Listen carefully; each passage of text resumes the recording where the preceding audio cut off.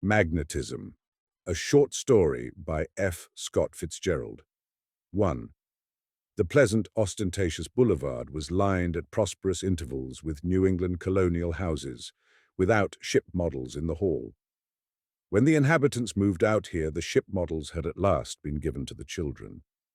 The next street was a complete exhibit of the Spanish bungalow phase of West Coast architecture, while 2 streets over, the cylindrical windows and round towers of 1897, melancholy antiques which sheltered swamis, yogis, fortune-tellers, dressmakers, dancing teachers, art academies and chiropractors, looked down now upon brisk buses and trolley cars. A little walk around the block could, if you were feeling old that day, be a discouraging affair. On the green flanks of the modern boulevard, children, with their knees marked by the red stains of the mercurochrome era, played with toys with a purpose, beams that taught engineering, soldiers that taught manliness, and dolls that taught motherhood. When the dolls were so banged up that they stopped looking like real babies and began to look like dolls, the children developed affection for them. Everything in the vicinity, even the March sunlight, was new, fresh, hopeful, and thin, as you would expect in a city that had tripled its population in 15 years. Among the very few domestics in sight that morning was a handsome young maid sweeping the steps of the biggest house on the street. She was a large, simple Mexican girl with the large, simple ambitions of the time and the locality, and she was already conscious of being a luxury. She received $100 a month in return for her personal liberty. Sweeping, Dolores kept an eye on the stairs inside, for Mr. Hannaford's car was waiting, and he would soon be coming down to breakfast. The problem came first this morning, however, the problem as to whether it was a duty or a favor when she helped the English nurse down the steps with the perambulator. The English nurse always said please and thanks very much, but Dolores hated her and would have liked, without any special excitement, to beat her insensible. Like most Latins under the stimulus of American life, she had irresistible impulses towards violence. The nurse escaped, however. Her blue cape faded haughtily into the distance just as Mr. Hannaford, who had come quietly downstairs, stepped into the space of the front door. "Good morning," he smiled at Dolores. He was young and extraordinarily handsome. Dolores tripped on the broom and fell off the stoop. George Hannaford hurried down the steps, reached her as she was getting to her feet, cursing volubly in Mexican, just touched her arm with a helpful gesture and said, "I hope you didn't hurt yourself." "Oh, no. I'm afraid it was my fault. I'm afraid I startled you coming out like that." His voice had real regret in it. His brow was knit with solicitude. "Are you sure you're all right?" "Oh, sure." "Didn't turn your ankle?" "Oh, no. I'm terribly sorry about it." "Oh, it wasn't your fault." He was still frowning as she went inside, and Dolores, who was not hurt and thought quickly, suddenly contemplated having a love affair with him. She looked at herself several times in the pantry mirror and stood close to him as she poured his coffee, but he read the paper and she saw that that was all for the morning. Hannaford entered his car and drove to Jules Renard's house. Jules was a French-Canadian by birth and George Hannaford's best friend. They were fond of each other and spent much time together. Both of them were simple and dignified in their tastes, and in their way of thinking, instinctively gentle, and in a world of the volatile and the bizarre found in each other a certain quiet solidity. He found Jules at breakfast. "I want to fish for barracuda," said George abruptly. "When will you be free?" "I want to take the boat and go down to Lower California." Jules had dark circles under his eyes. Yesterday he had closed out the greatest problem of his life by settling with his ex-wife for $200,000. He had married too young, and the former slavey from the Quebec slums had taken to drugs upon her failure to rise with him. Yesterday, in the presence of lawyers, her final gesture had been to smash his finger with the base of a telephone. He was tired of women for a while and welcomed the suggestion of a fishing trip. "How's the baby?" he asked. "The baby's fine." "And Kay?" "Kay's not herself, but I don't pay any attention. What did you do to your hand?" "I'll tell you another time." "What's the matter with Kay, George?" "Jealous." "Of who?" "Helen Avery." "It's nothing. She's not herself, that's all." He got up. "I'm late," he said. "Let me know as soon as you're free." "Any time after Monday will suit me." George left and drove out by an interminable boulevard which narrowed into a long, winding concrete road and rose into the hilly country behind. Somewhere in the vast emptiness, a group of buildings appeared, a barn-like structure, a row of offices, a large but quick restaurant, and half a dozen small bungalows. The chauffeur dropped Hannaford at the main entrance. He went in and passed through various enclosures, each marked off by swinging gates and inhabited by a stenographer. "Is anybody with Mr. Schroeder?" he asked, in front of a door lettered with that name. "No, Mr. Hannaford." Simultaneously, his eye fell on a young lady who was writing at a desk aside, and he lingered a moment. "Hello, Margaret," he said. "How are you, darling?" A delicate, pale beauty looked up, frowning a little, still abstracted in her work. It was Miss Donovan, the script girl, a friend of many years. "Hello, oh, George, I didn't see you come in. Mr. Douglas wants to work on the book sequence this afternoon." "All right. These are the changes we decided on Thursday night." She smiled up at him, and George wondered for the 1,000th time why she had never gone into pictures. "All right," he said. "Will initials do? Your initials look like George Harris's." "Very well, darling." As he finished, Pete Schroeder opened his door and beckoned him. "George, come here," he said with an air of excitement. "I want you to listen to someone on the phone." Hannaford went in. "Pick up the phone and say hello," directed Schroeder. "Don't say who you are." "Hello," said Hannaford obediently. "Who is this?" asked a girl's voice. Hannaford put his hand over the mouthpiece. "What am I supposed to do?" Schroeder snickered and Hannaford hesitated, smiling and suspicious. "Who do you want to speak to?" He temporized into the phone. "To George Hannaford, I want to speak to." "Is this him?" "Yes." "Oh, George, it's me." "Who?" "Me, Gwen. I had an awful time finding you, they told me." "Gwen who?" "Gwen, can't you hear, from San Francisco last Thursday night." "I'm sorry," objected George. "Must be some mistake." "Is this George Hannaford?" "Yes." The voice grew slightly tart. "Well, this is Gwen Becker you spent last Thursday evening with in San Francisco. There's no use pretending you don't know who I am, because you do." Schroeder took the apparatus from George and hung up the receiver. "Somebody has been doubling for me up in Frisco," said Hannaford. "So that's where you were Thursday night." "Those things aren't funny to me. Not since that crazy Zeller girl. You can never convince them they've been sold because the man always looks something like you. What's new, Pete?" "Let's go over to the stage and see." Together they walked out a back entrance, along a muddy walk, and opening a little door in the big blank wall of the studio building, entered into its half-darkness. Here and there figures spotted the dim twilight, figures that turned up white faces to George Hannaford, like souls in purgatory watching the passage of a half-god through. Here and there were whispers and soft voices, and apparently from afar the gentle tremolo of a small organ. Turning the corner made by some flats, they came upon the white, crackling glow of a stage with two people motionless upon it. An actor in evening clothes, his shirt front, collar and cuffs tinted a brilliant pink, made as though to get chairs for them, but they shook their heads and stood watching. For a long while nothing happened on the stage. No one moved. A row of lights went off with a savage hiss, went on again. The plaintive tap of a hammer begged admission to nowhere in the distance. A blue face appeared among the blinding lights above and called something unintelligible into the upper blackness. Then the silence was broken by a low, clear voice from the stage. "If you want to know why I haven't got stockings on, look in my dressing room.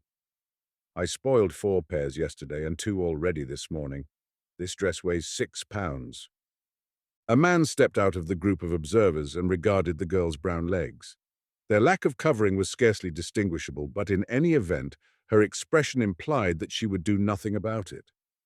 The lady was annoyed, and so intense was her personality that it had taken only a fractional flexing of her eyes to indicate the fact. She was a dark, pretty girl, with a figure that would be full-blown sooner than she wished. She was just 18. Had this been the week before, George Hannaford's heart would have stood still. Their relationship had been in just that stage. He hadn't said a word to Helen Avery that Kay could have objected to, but something had begun between them on the second day of this picture that Kay had felt in the air. Perhaps it had begun even earlier, for he had determined when he saw Helen Avery's first release that she should play opposite him. Helen Avery's voice and the dropping of her eyes when she finished speaking, like a sort of exercise in control, fascinated him. He had felt that they both tolerated something, that each knew half of some secret about people and life, and that if they rushed towards each other, there would be a romantic communion of almost unbelievable intensity. It was this element of promise and possibility that had haunted him for a fortnight and was now dying away. Hannaford was 30, and he was a moving picture actor only through a series of accidents. After a year in a small technical college, he had taken a summer job with an electric company, and his first appearance in a studio was in the role of repairing a bank of Klieg lights. In an emergency, he played a small part and made good, but for fully a year after that, he thought of it as a purely transitory episode in his life. At first, much of it had offended him, the almost hysterical egotism and excitability hidden under an extremely thin veil of elaborate good fellowship. It was only recently, with the advent of such men as Jules Renard into pictures, that he began to see the possibilities of a decent and secure private life, much as his would have been as a successful engineer. At last his success felt solid beneath his feet. He met Kay Tompkins at the old Griffith Studios at Mamaroneck, and their marriage was a fresh, personal affair, removed from most stage marriages. Afterwards, they had possessed each other completely, had been pointed to, "Look, there's one couple in pictures who managed to stay together." It would have taken something out of many people's lives, people who enjoyed a vicarious security in the contemplation of their marriage, if they hadn't stayed together, and their love was fortified by a certain effort to live up to that. He held women off by a polite simplicity that underneath was hard and watchful. When he felt a certain current being turned on, he became emotionally stupid. Kay expected and took much more from men, but she too had a careful thermometer against her heart. Until the other night, when she reproached him for being interested in Helen Avery, there had been an absolute minimum of jealousy between them. George Hannaford was still absorbed in the thought of Helen Avery as he left the studio and walked towards his bungalow over the way. There was in his mind, first, a horror that anyone should come between him and Kay, and second, a regret that he no longer carried that possibility in the forefront of his mind. It had given him a tremendous pleasure, like the things that had happened to him during his first big success. Before he was so made that there was scarcely anything better ahead, it was something to take out and look at, a new and still mysterious joy. It hadn't been love, for he was critical of Helen Avery as he had never been critical of Kay, but his feeling of last week had been sharply significant and memorable, and he was restless now that it had passed. Working that afternoon, they were seldom together, but he was conscious of her, and he knew that she was conscious of him. She stood a long time with her back to him at one point, and when she turned at length, their eyes swept past each other's, brushing like bird wings. Simultaneously, he saw they had gone far in their way. It was well that he had drawn back. He was glad that someone came for her when the work was almost over. Dressed, he returned to the office wing, stopping in for a moment to see Schroeder. No one answered his knock, and turning the knob, he went in. Helen Avery was there alone. Hannaford shut the door and they stared at each other. Her face was young, frightened. In a moment in which neither of them spoke, it was decided that they would have some of this out now. Almost thankfully, he felt the warm sap of emotion flow out of his heart and course through his body. "Helen!" she murmured. "What?" in an awed voice. "I feel terribly about this." His voice was shaking. Suddenly she began to cry. Painful, audible sobs shook her. "Have you got a handkerchief?" she said. He gave her a handkerchief. At that moment there were steps outside. George opened the door halfway, just in time to keep Schroeder from entering on the spectacle of her tears. "Nobody's in," he said facetiously. For a moment longer he kept his shoulder against the door. Then he let it open slowly. Outside in his limousine, he wondered how soon Jules would be ready to go fishing. Second, From the age of 12, Kay Tompkins had worn men like rings on every finger. Her face was round, young, pretty and strong, a strength accentuated by the responsive play of brows and lashes around her clear, glossy hazel eyes. She was the daughter of a senator from a western state, and she hunted unsuccessfully for glamour through a small western city until she was 17, when she ran away from home and went on the stage. She was one of those people who are famous far beyond their actual achievement. There was that excitement about her that seemed to reflect the excitement of the world.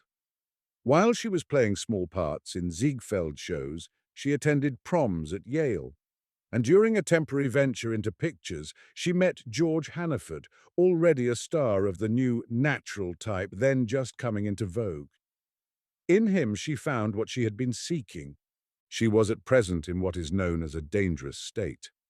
For 6 months she had been helpless and dependent entirely upon George, and now that her son was the property of a strict and possessive English nurse, Kay, free again, suddenly felt the need of proving herself attractive. She wanted things to be as they had been before the baby was thought of. Also, she felt that lately George had taken her too much for granted. She had a strong instinct that he was interested in Helen Avery. When George Hannaford came home that night, he had minimized to himself their quarrel of the previous evening and was honestly surprised at her perfunctory greeting. "What's the matter, Kay?" he asked after a minute. "Is this going to be another night like last night?" "Do you know we're going out tonight?" she said, avoiding an answer. "Where?" "To Catherine Davis. I didn't know whether you'd want to go." "I'd like to go." "I didn't know whether you'd want to go. Arthur Bush said he'd stop for me." They dined in silence. Without any secret thoughts to dip into like a child into a jam jar, George felt restless, and at the same time was aware that the atmosphere was full of jealousy, suspicion, and anger. Until recently, they had preserved between them something precious that made their house one of the pleasantest in Hollywood to enter. Now suddenly it might be any house. He felt common, and he felt unstable. He had come near to making something bright and precious into something cheap and unkind. With a sudden surge of emotion, he crossed the room and was about to put his arm around her when the doorbell rang. A moment later, Dolores announced Mr. Arthur Bush. Bush was an ugly, popular little man, a continuity writer and lately a director. A few years ago they had been hero and heroine to him, and even now, when he was a person of some consequence in the picture world, he accepted with equanimity Kay's use of him for such purposes as tonight's. He had been in love with her for years, but because his love seemed hopeless, it had never caused him much distress. They went on to the party. It was a housewarming, with Hawaiian musicians in attendance, and the guests were largely of the old crowd. People who had been in the early Griffith pictures, even though they were scarcely 30, were considered to be of the old crowd. They were different from those coming along now, and they were conscious of it. They had a dignity and straightforwardness about them from the fact that they had worked in pictures before pictures were bathed in a golden haze of success. They were still rather humble before their amazing triumph, and thus, unlike the new generation, who took it all for granted, they were constantly in touch with reality. Half a dozen or so of the women were especially aware of being unique. No one had come along to fill their places. Here and there a pretty face had caught the public imagination for a year. But those of the old crowd were already legends, ageless and disembodied. With all this, they were still young enough to believe that they would go forever. George and Kay were greeted affectionately. People moved over and made place for them. The Hawaiians performed, and the Duncan sisters sang at the piano. From the moment George saw who was here, he guessed that Helen Avery would be here too, and the fact annoyed him. It was not appropriate that she should be part of this gathering through which he and Kay had moved familiarly and tranquilly for years. He saw her first when someone opened the swinging door to the kitchen, and when, a little later, she came out and their eyes met, he knew absolutely that he didn't love her.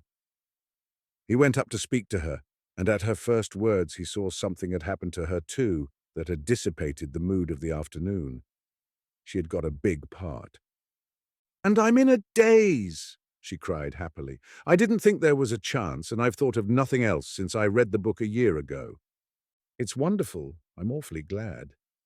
He had the feeling, though, that he should look at her with a certain regret. One couldn't jump from such a scene as this afternoon to a plane of casual, friendly interest. Suddenly she began to laugh. "Oh, we're such actors, George, you and I." "What do you mean?" "You know what I mean." "I don't?" "Oh, yes, you do. You did this afternoon. It was a pity we didn't have a camera." Short of declaring then and there that he loved her, there was absolutely nothing more to say. He grinned acquiescently. A group formed around them and absorbed them, and George, feeling that the evening had settled something, began to think about going home. An excited and sentimental elderly lady, someone's mother, came up and began telling him how much she believed in him, and he was polite and charming to her, as only he could be for half an hour. Then he went to Kay, who had been sitting with Arthur Bush all evening, and suggested that they go. She looked up unwillingly. She had had several highballs, and the fact was mildly apparent. She did not want to go, but she got up after a mild argument, and George went upstairs for his coat. When he came down, Catherine Davis told him that Kay had already gone out to the car. The crowd had increased. To avoid a general good night, he went out through the sun parlor door to the lawn. Less than 20 feet away from him, he saw the figures of Kay and Arthur Bush against a bright street lamp. They were standing close together and staring into each other's eyes. He saw that they were holding hands. After the first start of surprise, George instinctively turned about, retraced his steps, hurried through the room he had just left, and came noisily out the front door. But Kay and Arthur Bush were still standing close together, and it was lingeringly and with abstracted eyes that they turned around finally and saw him. Then both of them seemed to make an effort. They drew apart as if it was a physical ordeal. George said goodbye to Arthur Bush with special cordiality, and in a moment he and Kay were driving homeward through the clear California night. He said nothing. Kay said nothing. He was incredulous. He suspected that Kay had kissed a man here and there, but he had never seen it happen or given it any thought. This was different. There had been an element of tenderness in it, and there was something veiled and remote in Kay's eyes that he had never seen there before. Without having spoken, they entered the house. Kay stopped by the library door and looked in. "There's someone there," she said, and she added without interest, "I'm going upstairs. Good night." As she ran up the stairs, the person in the library stepped out into the hall.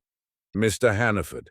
He was a pale and hard young man. His face was vaguely familiar, but George didn't remember where he had seen it before. "Mr. Hannaford," said the young man, "I recognize you from your pictures." He looked at George, obviously a little awed. "What can I do for you?" "Well, will you come in here?" "What is it? I don't know who you are." "My name is Donovan. I'm Margaret Donovan's brother." His face toughened a little. "Is anything the matter?" Donovan made a motion towards the door. "Come in here." His voice was confident now, almost threatening. George hesitated. Then he walked into the library. Donovan followed and stood across the table from him, his legs apart, his hands in his pockets. "Hannaford," he said, in the tone of a man trying to whip himself up to anger, "Margaret wants $50,000. "What the devil are you talking about?" exclaimed George incredulously. "Margaret wants $50,000, repeated Donovan. "You're Margaret Donovan's brother?" "I am." "I don't believe it." But he saw the resemblance now. "Does Margaret know you're here?" "She sent me here." "She'll hand over those 2 letters for $50,000 and no questions asked." "What letters?" George chuckled irresistibly. "This is some joke of Schroeder's, isn't it?" "This ain't a joke, Hannaford. I mean the letters you signed your name to this afternoon." Third. An hour later, George went upstairs in a daze. The clumsiness of the affair was at once outrageous and astounding. That a friend of 7 years should suddenly request his signature on papers that were not what they were purported to be made, all his surroundings seemed diaphanous and insecure. Even now, the design engrossed him more than a defense against it, and he tried to recreate the steps by which Margaret had arrived at this act of recklessness or despair. She had served as a script girl in various studios and for various directors for 10 years, earning first $20, now $100 a week. She was lovely-looking and she was intelligent. At any moment in those years she might have asked for a screen test, but some quality of initiative or ambition had been lacking. Not a few times had her opinion made or broken incipient careers. Still, she waited at directors' elbows, increasingly aware that the years were slipping away. That she had picked George as a victim amazed him most of all. Once, during the year before his marriage, there had been a momentary warmth. He had taken her to a Mayfair ball, and he remembered that he had kissed her going home that night in the car. The flirtation trailed along hesitatingly for a week. Before it could develop into anything serious, he had gone east and met Kay. Young Donovan had shown him a carbon of the letters he had signed. They were written on the typewriter that he kept in his bungalow at the studio, and they were carefully and convincingly worded. They purported to be love letters, asserting that he was Margaret Donovan's lover, that he wanted to marry her, and that for that reason he was about to arrange a divorce. It was incredible. Someone must have seen him sign them that morning. Someone must have heard her say, "Your initials are like Mr. Harris's." George was tired. He was training for a screen football game to be played next week with the Southern California varsity as extras, and he was used to regular hours. In the middle of a confused and despairing sequence of thought about Margaret Donovan and Kay, he suddenly yawned. Mechanically, he went upstairs, undressed, and got into bed. Just before dawn, Kay came to him in the garden. There was a river that flowed past it now, and boats faintly lit with green and yellow lights moved slowly, remotely by. A gentle starlight fell like rain upon the dark, sleeping face of the world, upon the black, mysterious bosoms of the trees, the tranquil, gleaming water and the farther shore. The grass was damp, and Kay came to him on hurried feet. Her thin slippers were drenched with dew. She stood upon his shoes, nestling close to him, and held up her face as one shows a book open at a page. "Think how you love me," she whispered. "I don't ask you to love me always like this, but I ask you to remember. You'll always be like this to me." "Oh, no. But promise me you'll remember." Her tears were falling. "I'll be different, but somewhere lost inside me, there'll always be the person I am tonight." The scene dissolved slowly, but George struggled into consciousness. He sat up in bed. It was morning. In the yard outside, he heard the nurse instructing his son in the niceties of behavior for 2-month-old babies. From the yard next door, a small boy shouted mysteriously, "Who let that barrier through on me?" Still in his pajamas, George went to the phone and called his lawyers. Then he rang for his man, and while he was being shaved, a certain order evolved from the chaos of the night before. First, he must deal with Margaret Donovan. Second, he must keep the matter from Kay, who in her present state might believe anything. And third, he must fix things up with Kay. The last seemed the most important of all. As he finished dressing, he heard the phone ring downstairs, and with an instinct of danger, picked up the receiver. "Hello?" "Oh, yes." Looking up, he saw that both his doors were closed. "Good morning, Helen." "It's all right, Dolores. I'm taking it up here." He waited till he heard the receiver click downstairs. "How are you this morning, Helen?" "George, I called up about last night. I can't tell you how sorry I am." "Sorry? Why are you sorry?" "For treating you like that." "I don't know what was in me, George. I didn't sleep all night thinking how terrible I'd been." A new disorder established itself in George's already littered mind. "Don't be silly," he said. To his despair, he heard his own voice run on. "For a minute I didn't understand, Helen. Then I thought it was better so." "Oh, George," came her voice after a moment, very low. Another silence. He began to put in a cuff button. "I had to call up," she said after a moment. "I couldn't leave things like that." The cuff button dropped to the floor. He stooped to pick it up and then said, "Helen," urgently into the mouthpiece to cover the fact that he had momentarily been away. "What, George?" At this moment the hall door opened and Kay, radiating a faint distaste, came into the room. She hesitated. "Are you busy?" "It's all right." He stared into the mouthpiece for a moment. "Well, goodbye." he muttered abruptly and hung up the receiver. He turned to Kay. "Good morning." "I didn't mean to disturb you," she said distantly. "You didn't disturb me." He hesitated. "That was Helen Avery." "It doesn't concern me who it was. I came to ask you if we're going to the coconut grove tonight." "Sit down, Kay." "I don't want to talk." "Sit down a minute," he said impatiently. She sat down. "How long are you going to keep this up?" he demanded. "I'm not keeping up anything. We're simply through, George, and you know it as well as I do." "That's absurd," he said. "Why, a week ago—" "It doesn't matter. We've been getting nearer to this for months, and now it's over." "You mean you don't love me?" He was not particularly alarmed. They had been through scenes like this before. "I don't know. I suppose I'll always love you in a way." Suddenly she began to sob. "Oh, it's all so sad. He's cared for me so long." George stared at her. Face to face with what was apparently a real emotion, he had no words of any kind. She was not angry, not threatening or pretending, not thinking about him at all, but concerned entirely with her emotions towards another man. "What is it?" he cried. "Are you trying to tell me you're in love with this man?" "I don't know," she said helplessly. He took a step towards her, then went to the bed and lay down on it, staring in misery at the ceiling. After a while, a maid knocked to say that Mr. Bush and Mr. Castle, George's lawyer, were below. The fact carried no meaning to him. Kay went into her room and he got up and followed her. "Let's send word we're out," he said. "We can go away somewhere and talk this over." "I don't want to go away." She was already away, growing more mysterious and remote with every minute. The things on her dressing table were the property of a stranger. He began to speak in a dry, hurried voice.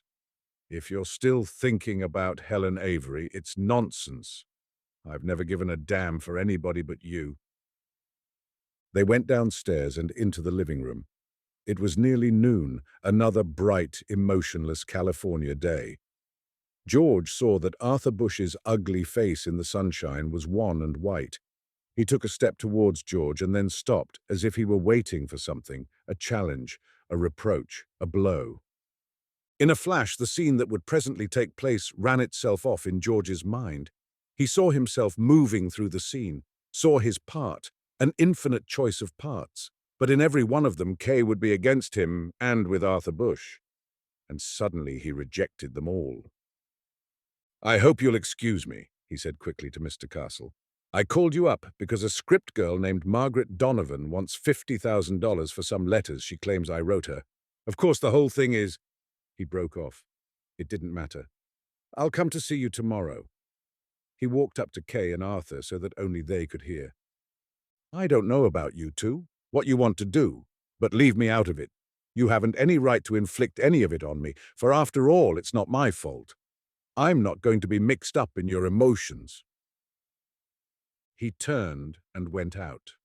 His car was before the door and he said, "Go to Santa Monica," because it was the first name that popped into his head. The car drove off into the everlasting hazeless sunlight. He rode for 3 hours past Santa Monica and then along towards Long Beach by another road. As if it was something he saw out of the corner of his eye and with but a fragment of his attention, he imagined Kay and Arthur Bush progressing through the afternoon. Kay would cry a great deal, and the situation would seem harsh and unexpected to them at first, but the tender closing of the day would draw them together. They would turn inevitably towards each other, and he would slip more and more into the position of the enemy outside. Kay had wanted him to get down in the dirt and dust of a scene and scramble for her, not he. He hated scenes. Once he stooped to compete with Arthur Bush in pulling at Kay's heart, he would never be the same to himself. He would always be a little like Arthur Bush. They would always have that in common, like a shameful secret. There was little of the theatre about George. The millions before whose eyes the moods and changes of his face had flickered during 10 years had not been deceived about that. From the moment when, as a boy of 20, his handsome eyes had gazed off into the imaginary distance of a Griffith Western, his audience had been really watching the progress of a straightforward, slow-thinking, romantic man through an accidentally glamorous life. His fault was that he had felt safe too soon. He realized suddenly that the two Fairbankses, in sitting side by side at table, were not keeping up a pose. They were giving hostages to fate. This was perhaps the most bizarre community in the rich, wild, bored empire, and for a marriage to succeed here, you must expect nothing, or you must be always together. For a moment his glance had wavered from Kay, and he stumbled blindly into disaster. As he was thinking this and wondering where he would go and what he should do, he passed an apartment house that jolted his memory. It was on the outskirts of town, a pink horror built to represent something, somewhere so cheaply and sketchily that whatever it copied the architect must have long since forgotten. And suddenly, George remembered that he had once called for Margaret Donovan here the night of a Mayfair dance. "Stop at this apartment," he called through the speaking tube. He went in. The Negro elevator boy stared open-mouthed at him as they rose in the cage. Margaret Donovan herself opened the door. When she saw him, she shrank away with a little cry. As he entered and closed the door, she retreated before him into the front room. George followed. It was twilight outside, and the apartment was dusky and sad. The last light fell softly on the standardized furniture and the great gallery of signed photographs of moving picture people that covered one wall. Her face was white, and as she stared at him, she began nervously wringing her hands. "What's this nonsense, Margaret?" George said, trying to keep any reproach out of his voice. "Do you need money that bad?"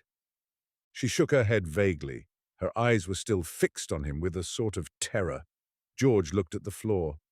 "I suppose this was your brother's idea. At least I can't believe you'd be so stupid." He looked up, trying to preserve the brusque, masterly attitude of one talking to a naughty child. But at the sight of her face, every emotion except pity left him. "I'm a little tired. Do you mind if I sit down?" "No."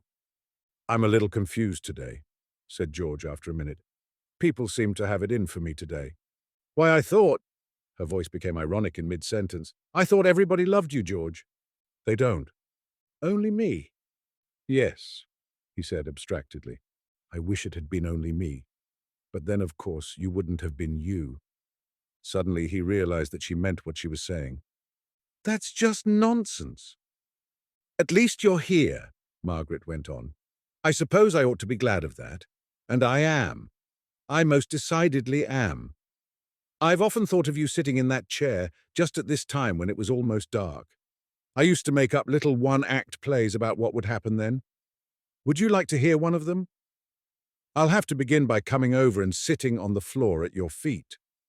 Annoyed and yet spellbound, George kept trying desperately to seize upon a word or mood that would turn the subject. "I've seen you sitting there so often that you don't look a bit more real than your ghost.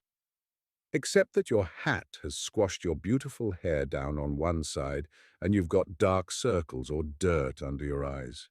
You look white too, George. Probably you were on a party last night." "I was. And I found your brother waiting for me when I got home." "He's a good waiter, George. He's just out of San Quentin prison, where he's been waiting the last 6 years. Then it was his idea. We cooked it up together. I was going to China on my share. Why was I the victim?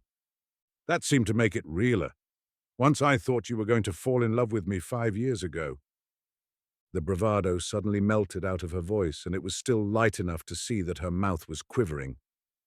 "I've loved you for years," she said, "since the first day you came west and walked into the old real art studio. You were so brave about people, George. Whoever it was, you walked right up to them and tore something aside as if it was in your way and began to know them. I tried to make love to you just like the rest, but it was difficult. You drew people right up close to you and held them there, not able to move either way." "This is all entirely imaginary," said George, frowning uncomfortably. "And I can't control—" "No, I know. You can't control charm. It's simply got to be used. You've got to keep your hand in if you have it, and go through life attaching people to you that you don't want. I don't blame you. If you only hadn't kissed me the night of the Mayfair dance, I suppose it was the champagne." George felt as if a band, which had been playing for a long time in the distance, had suddenly moved up and taken a station beneath his window. He had always been conscious that things like this were going on around him.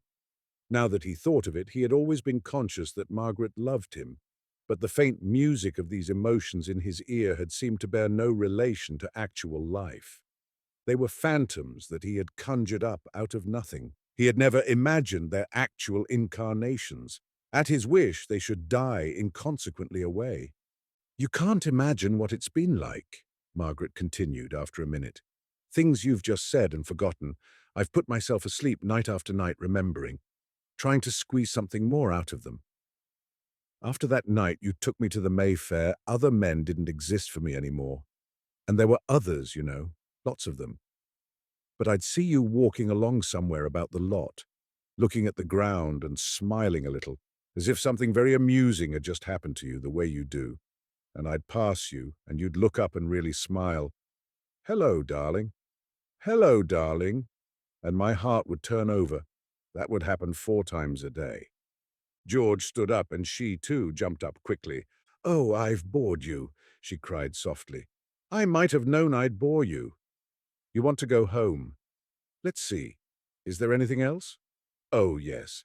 You might as well have those letters." Taking them out of a desk, she took them to a window and identified them by a rift of lamplight. "They're really beautiful letters. They do you credit. I suppose it was pretty stupid, as you say, but it ought to teach you a lesson about signing things or something."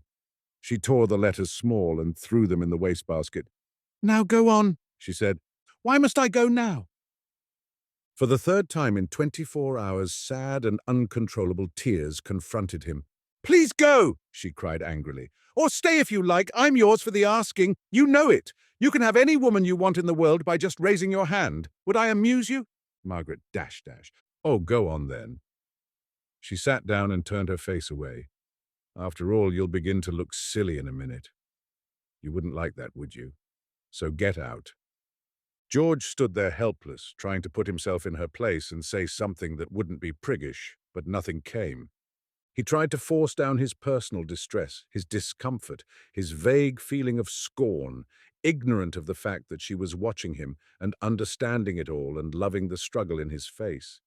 Suddenly, his own nerves gave way under the strain of the past 24 hours, and he felt his eyes grow dim and his throat tighten. He shook his head helplessly. Then he turned away, still not knowing that she was watching him and loving him until she thought her heart would burst with it, and went out to the door.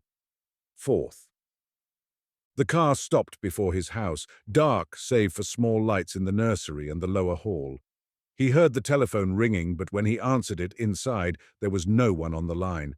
For a few minutes he wandered about in the darkness, moving from chair to chair and going to the window to stare out into the opposite emptiness of the night. It was strange to be alone, to feel alone.